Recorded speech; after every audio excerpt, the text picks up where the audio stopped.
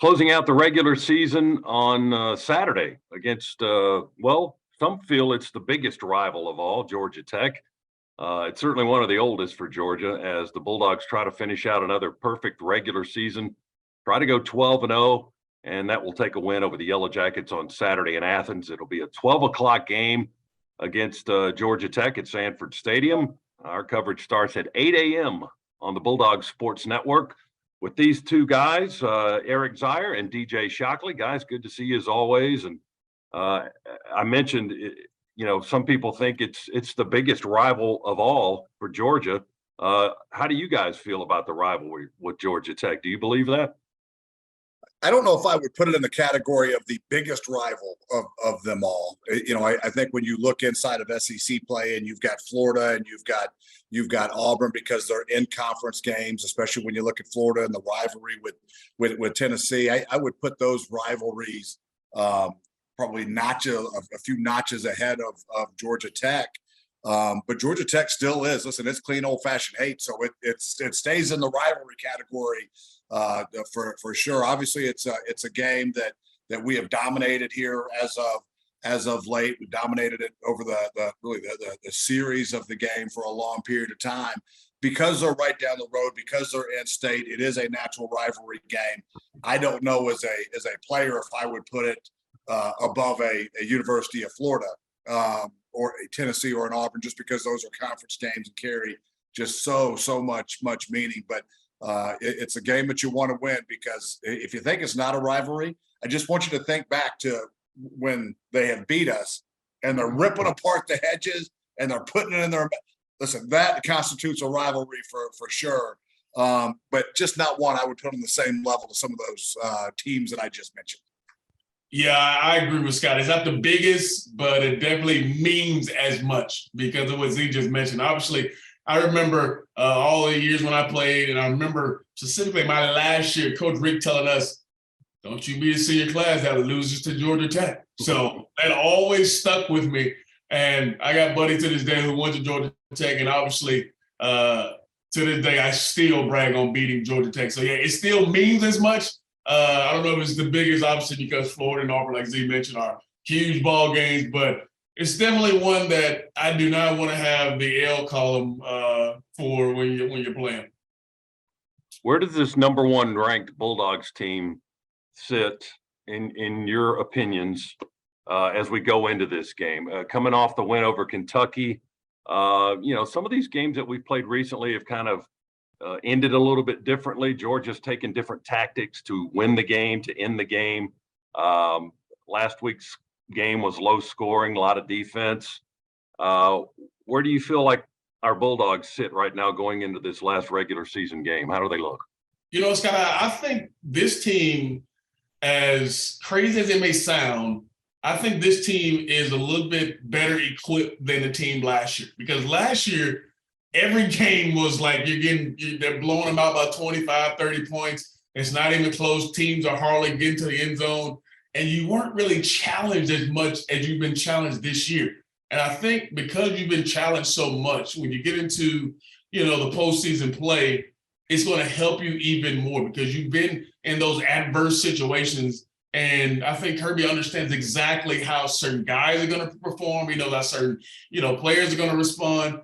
And I think offensively, last year, the conversation was all about the defense. Every time you talked about Georgia, it started with that defense. I think this year, the defense has been good, but the conversation has been how good the offense has been, how many points they're scoring, how efficient they've been. And they've been the kind of catalyst for this team, as we probably thought coming to the season, the offense was going to be pretty good.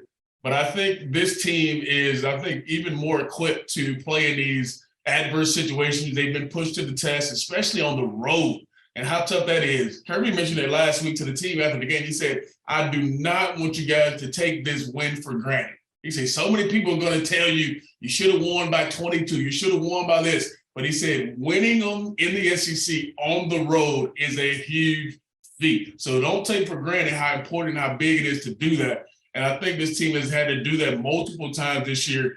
And it bodes well for you when you get into some tough play here coming up in the next few weeks. Yeah, I think this team is positioned very well. We're positioned to go accomplish every single goal that we set out the season to accomplish. We're in a position to go do all of that. So you like where we're positioned. I think on top of what Shock just said, we've had a lot of guys forced into action. We've had to go battle through injury, and every team has to battle through injury. That's not unique to Georgia, but we've had to go through this and on this run without an AD Mitchell, without Nolan, right? I mean, we've got big guys. Jalen Carter missed patches of games early in the year, but we have had that next guy stand up and really get sharpened by the pressures of playing SEC football. So I like where this football team is positioned. I think one of the big differences for me, to add on to what Shock was just talking about, this is still a relatively young team when you think about the experience of the team. A lot of new guys playing in roles for the first time. Some of our guys making a huge impact are younger guys that are learning how to win and learning how to play at your highest level every single game. Last year's team, we didn't see, and I won't even call them mental lapses, but those games where we didn't quite play up to our standard outside of the Alabama game, right? And Alabama was a team that you faced in the national championship. That team last year played at such a high level throughout the year that we never had some of those pressure games that do sharpen you for what's to come, for sure. But I think that one difference, we are still so young and learning how to block out all the noise and go play at a very high level. We're still learning how to do that. I think it's caused games where we haven't played as sharply or as crisply as we wanted to. Missouri, probably last week against Kentucky, not executing in a handful of spots. Kent State, you could probably throw in there.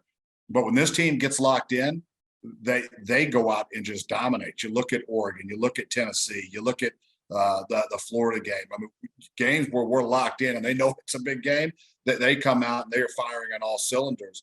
I think we continue to get better along those lines because we can. There is room to improve. If we clean up just a few things, this team is without question positioned to go win every game they play in and accomplish every single goal that they had at the start of the season. What do you guys feel like is the identity of this Georgia team? Is it still a better offensive unit, or has the defense caught up with the offense and this is a defensive football team? So I'm going to answer that in a little different way. I think the identity of this team is the adaptability of the team. We have so many different ways to attack. We look different almost every game we play. We look different offensively. And then on the defensive side of the ball, we're able to present different looks. We are going into games and we are building out game plans to win the game based on who we're playing, based on conditions, based on a number of different factors. We go out and develop game plans that look and feel different almost every game based on who it is that we're playing. I mean, if I had to boil it down to, are we an offense or a defensive team? I think we're a balanced team. I think you can go lean on any group at any given time, and those groups are good enough to win the game. If we've got to leverage our tight ends on the offensive side of the ball, that group is good enough to win the games. If we've got to run the ball, our running backs are good enough to go win the game. Our receivers are on their own. Our offensive line is. And then defensively, if we've got to dial up pressures, we've got a good enough secondary to lean on. I think that I wouldn't say we're an offensive juggernaut, although I think that we obviously we're as good as anybody in the country on the offensive side of the ball. But I wouldn't categorize us as one or the other. I think that we beat you with balance and adaptability. Scott, well, since Z is using these one word to describe our team, I'm going to use a word too, and I'm going to say complementary. This is a complementary team, similar to what Z talked about. And I even add special teams in there. Think about Kentucky last week. Pod coming in and knocking in those kicks in that environment where the wind was swirling, it was cold. I mean, I literally asked him, I said, dude, how do you kick these balls in this weather and it's so cold? He's like, trust me, it hurts. Every time, you put your toe to it, it hurts. So don't let him fool you that he just knocked it through. There's no problem. He had to deal with his foot was numb because it was frozen. He didn't even feel it. That might be true. But here's the thing. Every time I went to go talk to him, he was standing next to a heater. So it makes sense. Thought out, right. But I think this team was absolutely complementary to what Z just mentioned. And when you add that third phase in there, we've been able to done it in so many ways. Think about in the Tennessee game where, we have the fumble and then the defense has to come and has a sudden change, has to pick it up. How many times has that happened throughout this season where one side has to pick another up, or things aren't really going well, like offensively for like we want in Kentucky, getting the red zone a couple times and we can't convert. All right, we still got points on the board, putting pressure on the opposing team. I think this team has been complimentary of each other all year long. Some games it's been the offense playing well. Some games it's been defense really, bringing us on. And then other times the special teams have just been steady Eddie. So I love the word complimentary. I love adaptability by Z and the balance as well. Georgia Tech's gone through a transition this year, switching coaches. Brent Key is the interim coach after Jeff Collins was let go. And they started to win some more football games. What in your mind, from the outside looking in for us, has been the difference as to why they are winning games? They beat a ranked North Carolina team last week. They've still had a lot of issues at quarterback. A lot of different guys have played that position over the course of the season. How are they able to maintain a little bit of stability and get to a position where Tech is, playing for bowl eligibility against Georgia, although they might still be able to go to a bowl even if they don't win the game? But, what are your thoughts on that Tech transition so far this year? Scott, I'll say this, when Curry actually mentioned it this week, but when you have a coach that is from that alma mater, there's a different pride that's set to it. And I think Brent Key has that pride. He's got these guys playing harder, they're playing tougher. I know a guy who was really in depth with, the North Carolina team, and he said they dominated us on both lines of scrimmage. And I thought that was surprising when you hear that a guy, a team that's been struggling, hasn't really had a lot of motion, but Brent Key has brought that out of. I mean, they got 2 wins versus top-ranked opponents since he's been the coach. I mean, that tells you that they haven't given up. They're playing tough, they're playing hard, and they go on the road versus a top 15 team and win with, your third and fourth string quarterback. That just tells you that, all the other pieces around the defense have done a good job. I mean, I think they got 28 sacks on the season. I mean, they get after the quarterback, they're tough. They play with pride, and Brent Key has absolutely done that for them since he's taken over. And you can see it when you turn on the tape that these guys want to play for him. And obviously going on the road, winning last week gives them confidence to say, hey, when we play some of our best football or, when we play the style that we want to, then they got a chance to do it. I mean, they went in there defensively and stymied an offense that was scoring tons of points in North Carolina.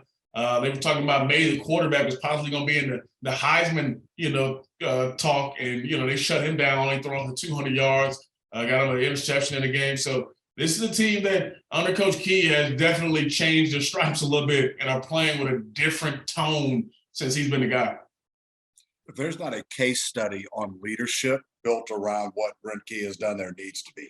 This is one of the most remarkable turnarounds mid-year, right, or in season, I think that I've ever seen to take a program that was really floundering on all fronts and to come in and instill a pride and a confidence that you can go win, that right now we're good enough to go win, when that was far from the case before they made the coaching change. It's a really remarkable thing to witness. And I think it goes back to Coach Key came in. I think he simplified. I think that he got guys into the right position that could best help the team. I think he got rid of some players that didn't fit the DNA of what he wanted, which is hard to do as an interim coach, but he came in and had the courage to go do it. And the one big word that we continue to hear is that when Brent Key coaches, and his philosophy around football is that we're going to be physical. We're going to go hit you. We're going to go fight. And that's exactly what they've done. And they found ways to stay in football games and go win football games when that was far, I think, from anybody's mind previously. So it's just, I think the simplification and then the playing really tough, hard-nosed physical football is what's helped transform, at least in the short term here, this Georgia Tech program. And Scott, one more thing on Georgia Tech. I cannot wait to hear Z pronounce. You talk about those other 2 quarterbacks that are playing. They got other quarterbacks playing. They got a fourth guy. Z's already shaking his head. Yeah, That's Scott's job. that's a tongue of a lord. You have another one this week, Scott. So good luck with trying to get Z to say that. You talking about Pumachan? Is that it? What's the how you say his first name? Tyson Pumachan? Is that who you're talking about? You say so. Yeah. Okay. Well, speaking of quarterbacks, I mean, that's obviously the position that you guys played at UGA. So a lot of knowledge here. How do you find that consistency if you're Georgia Tech going through the number of quarterbacks that they've gone through this season due to injuries or whatever it is the reason that they're trying different guys? How do you find and maintain any kind of stability when you're swapping out guys at that spot? Scott Z can't answer this because he was always the guy. He never had to rotate. So he has no idea what this feels like. So this is right down my alley. I feel good about this. Fire it up. And I'm all about the other guy getting in there playing. So absolutely, play everybody. Play the second guy. Yeah, go ahead and play it. It's hard to do. It is hard to find any kind of consistency, right? It is. Shock is a great one to speak into this for sure. But you know, when I was in the pros and was coming off the bench and it got into some platoon situations there, it's hard on the team. It's hard on the individual quarterback to get into any kind of a rhythm. You have this mindset that if I make one mistake, I'm getting pulled out of the game. And then to really rally your team becomes difficult too if no one is stepping forward and really taking the reins of leadership. It really makes what they're doing even much more remarkable because they've got a number of guys. I mean, they're down to number 3, number 4 on the depth chart coming into the year. You know, I think if anything is helping, they're finding ways to win. So the team is gaining in confidence, right? And that's lifting up whoever is in that football game because we're not in the huddle. We're not seeing this, but it looks like from the outside looking in that this is a football team that believes that they collectively can go win regardless of who's pulling the trigger. And it's almost like they've got the back of whoever is QB1 on a given day. But it's hard to do. It is hard to find any type of rhythm, any type of consistency for the individual or for the team. And the fact that they're winning football games, right? 2 top 25 wins. They're winning against good football teams. And they're doing it when from the outside in, it looks like disarray. It's far from that. Coach Key has got these guys believing. And Scott, in all seriousness, it is absolutely tough. And the one point Z mentioned was when you finally get your opportunity to go in the game, you want to make it count. You want to make plays. You want to move the chains. You want to score touchdowns because ultimately in your brain, you're thinking that keeps me in the game. And ultimately, that's when you have mistakes because you start to press, you start to push. And those are the issues that you have when you're trying to find that consistency. And then play callers have to go through it as well. You know, how do I call plays for this guy? How do I, get this guy into a rhythm? We only have maybe 1 or 2 series that this guy wants to go in. How do we effectively get him into the ballgame? And then you think about small things like voice inflation at the line of scrimmage. It's so different from one guy to another. And here comes, you're on the road and you got false start penalties because maybe they thought they heard something from another guy. It's so many things that goes into it and how you command the huddle with different guys. And, it's a lot that goes into when you're trying to find that one guy or trying to be consistent in there. It's tough. But like Z mentioned, if you're winning and those guys are bought in, the guys that are playing that position are bought into just doing whatever you need to do to make the team better and win games, then it doesn't become an issue and you're able to make that situation work. But it's absolutely tough for the quarterbacks involved to get a rhythm, but then also the guys around them to get a rhythm as well of who's in there. Last thing for you guys, I'm not going to ask you a prediction or a score, but I want to know what your comfort level is with Georgia winning this game on Saturday. I'll start with that. Listen, you've got to play these games one at a time. Any opponent can beat you any given day, any given Saturday. They're on scholarship too. Our focus is on going out and playing to our. Is that a good enough answer for you there? You're trying to jinx us with your question, Scott. No. It's that, yeah, you are. Listen, you feel, and seriously, you feel very good about Georgia's chances, right? But if you overlook anyone in this league, you are going to find yourself in trouble. I think for the Dogs, this is a game that we should win. We should win pretty handily. We've had a number of these, throughout the year. we still have to tighten some things up. We continue to turn the football over. Last week, there's a poor read that leads to an interception. We have got to eliminate that. We've got to go get critical short yardage downs. We got stuffed a couple of times against Kentucky. There are things that we've got to go clean up. If we play a clean football game, we will win this football game. But if we continue to turn the football over, I don't care who it is, they can catch lightning in a bottle and get a little bit of momentum, and you never know what happens. So there are things that we, without question, need to clean up. This is a game that we should win. I've got a high degree of comfort, but we need to play hard. Scott, I'll keep it simple. I absolutely agree with what Z talked about, and I think because of the way you came out and played in games similar to this, where you're perceived to be the better team or perceived to be able to win this ball game, this team has absolutely showed up. And I know Coach Smart will absolutely have these guys ready and prepared. He'll make sure that he's showing them all the good clips of what this team is about, and there won't be any letdown. And he's stressed all year long, we got something special. Don't ruin it by doing something outside or even in a game that can hurt you. So I think he's always kept the focus on what he just mentioned, that the now and the present, and making sure you're in, mental mindset of we got to make this happen and make it work. So I think they'll be prepared. They'll be ready to go. I haven't seen one time this year this team look forward or, are talking about what can happen next. I think they're always focused on today and now. All right, good stuff, guys. I like your answers. Comfort level is high, and I'm right there with you. It's Georgia and Georgia Tech at noon on Saturday at Sanford Stadium, the final home game of the year, the final regular season game of the year, and all those streaks, and Georgia's trying to extend them against their arch rival. We'll be on the air at 8 a.m. for our coverage of pregame activities here on the Bulldog Sports Network, and we invite you to join Eric and DJ and myself for a broadcast, as well as the rest of our crew. We got a full day of Georgia football for you. Happy Thanksgiving, guys. Great to see you again. Happy Thanksgiving to Bulldog Nation. And let's get a win on Saturday. Go Dogs. Happy Thanksgiving. Go Dogs. Happy Thanksgiving.